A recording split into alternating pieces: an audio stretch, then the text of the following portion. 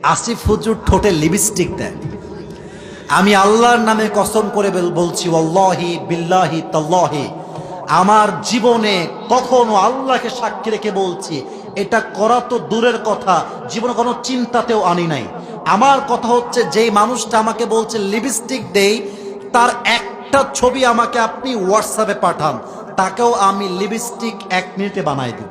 1 minute লাগবে, just একটা filter দিব, একটা ফিল্টার এনাফ।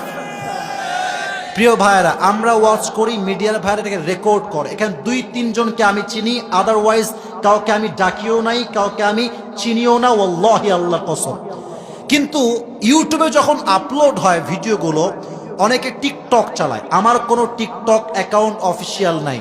আমি আল্লাহকে সাক্ষী রেখে বলছি, আমি কোনো টিকটকে নিজে ভিডিও আপলোড দেই না, অনেকে আমার ভিডিও আপলোড দেয়। এখন কথা হচ্ছে, এই ভিডিওগুলো অনেকে ডাউনলোড করে নিজের মতো অ্যাপসে নিয়ে গিয়ে শর্টকাট এডিট করে, ফিল্টার দেয় ইচ্ছা মতো। সে একই ভিডিও যেটা ইউটিউবে কোনো ফিল্টার নাই, ওটা যখন ফিল্টার দিয়ে ইনস্টাগ্রামে, রিলসে, টিকটকে আপলোড দেয়, তখন দেখলে মনে হয় আর্টিফিশিয়াল একটা ঠোঁটে কালার আছে। বাট আল্লাহর কসম করে বলছি, যে আমাকে অপবাদ দিচ্ছেন যে আসিফ হুজুর এই কাজটা করেছে, আপনি তওবা করেন, আল্লাহ আপনাকে বিচারের কারণে দাঁড় করাবে যুবক ভাইরা, ঠিক কিনা বল? তো আমি কখনো এগুলো নিয়ে কথা বলি না। সময় টিভির সাক্ষাৎ ছিল প্রায় 1 বছর আগের কথা বলছি, আমাকে একদম সরাসরি বলছে, হুজুর আপনাদের বিষয়ে বক্তব্য কি আপনি বলেন, অমক অমক হুজুর আপনাকে নিয়ে কথাগুলো বলেছে। তো আমি অবাক হলাম, যে হুজুরগুলো বলেছে তারাও মিডিয়ায় কাজ করে। বাট সমস্যা কোথায়?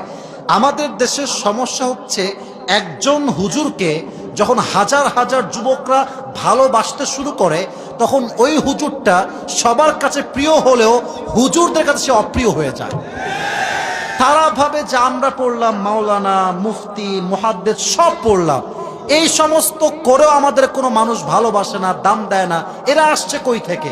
আমার উত্তর এখানে একটা কথা, ভাই আমিও আপনাকে ভালোবাসি, আল্লাহও আপনাকে ভালোবাসেন, বাট আল্লাহ সবার জন্য সবার হৃদয়ে ভালোবাসা দেয় না যুবক ভাইয়েরা, এটা গড গিফটেড লাভ।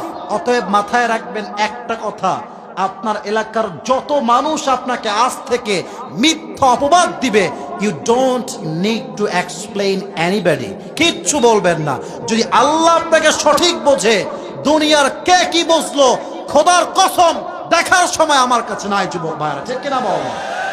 নিজে ভালো তো দেশ ভালো, নিজে ভালো তো সমাজ ভালো, নিজে ভালো তো পরিবার ভালো, ঠিক কিনা বলেন? আয়েশার সবর তাকে কোরআনের মাঝে সম্মান দিয়েছে, তাকে নিষ্কুলুষ করেছে, তার সমস্ত দাগকে আল্লাহ